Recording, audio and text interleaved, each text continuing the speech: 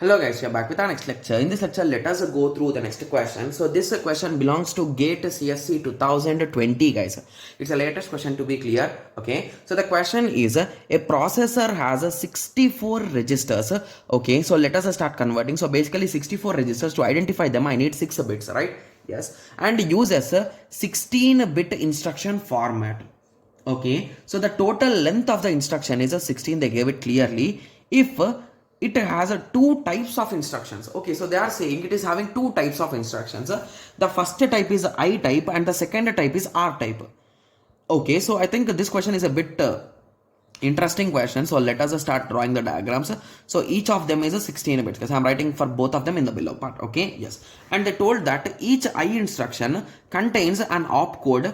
Okay, so OP I'll be writing, and a register, one register, and a 4-bit immediate. So basically it is of 4 bits. Okay, and each R type instruction will have one opcode, 2 registers. Okay, and is there any other slot? No. So there is no other slot. Okay, so if there are 8 distinct instruction type opcodes, then the maximum number of distinct R type opcodes is, okay, sorry.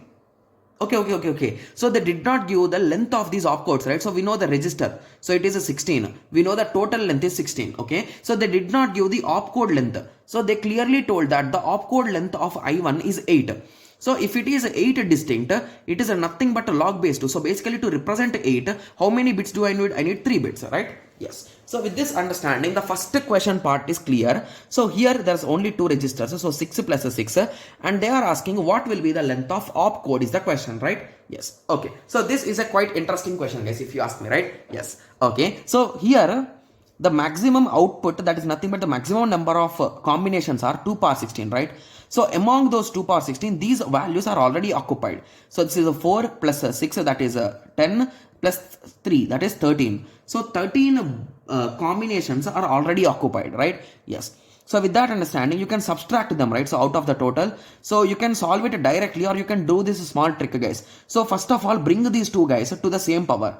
So to bring them, I can take 2 power 3 common, and I can take 2 power 2 power 13 minus 2 power 13. So I'll be taking 2 power 13 common now. Okay. So if I take 2 power 13 common, okay, so it will be 2 power 3 minus 1, right? So it is a nothing but a 7 into 2 power 13. So in this way you can solve, or few students will be like, okay, so when we are having calci or when we are having digital calculator, why to have these many troubles? So few students will be like that also. So I'll be solving in both the ways, guys. Okay, so the result is a 5, 7, 3, 4, 4. So few students will be saying that let us cross check it. So it is a nothing but a 7 into 2 power 13. So it is matching, right? Yes. So any way you solve, you will end up at the same answer, guys. Okay. Yes. So now what they are asking is the maximum number of operations that could be possible here. So if operations are n required, indirectly how many bits you will get, guys? You will get a log base 2 of n, right? Or if the operations, so we'll be taking the reverse way. So if operations here are n, at max you can create 2 power n, right? Yes. Okay, so anything will work. So for easy calculation, we'll be taking n only. Okay, yes. So we know this many instructions are completely left out, right? Okay, and from this equation, I think few students are already able to understand. So how many instructions are these, guys? So how many instructions are these?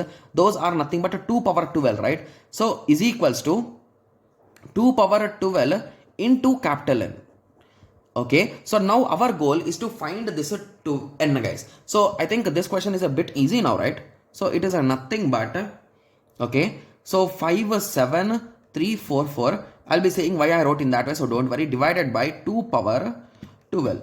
Okay, so the result is a 14. So 14 will be the answer. Got it? Yes. So now few students will be like, okay, so we understood everything, but we never understood what or why did you solve in that way. Okay, so the concept here is so the maximum number of combinations are 16 bits, right? So 16-bit address is there. So what are all the numbers, guys? So if I say if it is a 2-bit, everyone will be saying 0 0 0 1 1 0 1 1. So how many are there? 4. So if it is a 2 means a 4. If it is 16, it is indirectly 2 power 16, right? Yes. So in that 2 power 16, they clearly told that few instructions are this type. So they told what is the length of those bits, right? So indirectly they gave how many are there, right? So they told that it is 2 power 13 of them are there. Okay, so we have subtracted them, so we got this as a result.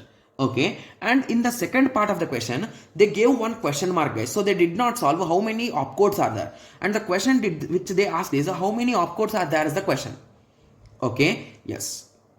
Okay, so now what we want to solve here is, so we started solving. So basically they gave the R value to registers 6 plus 6.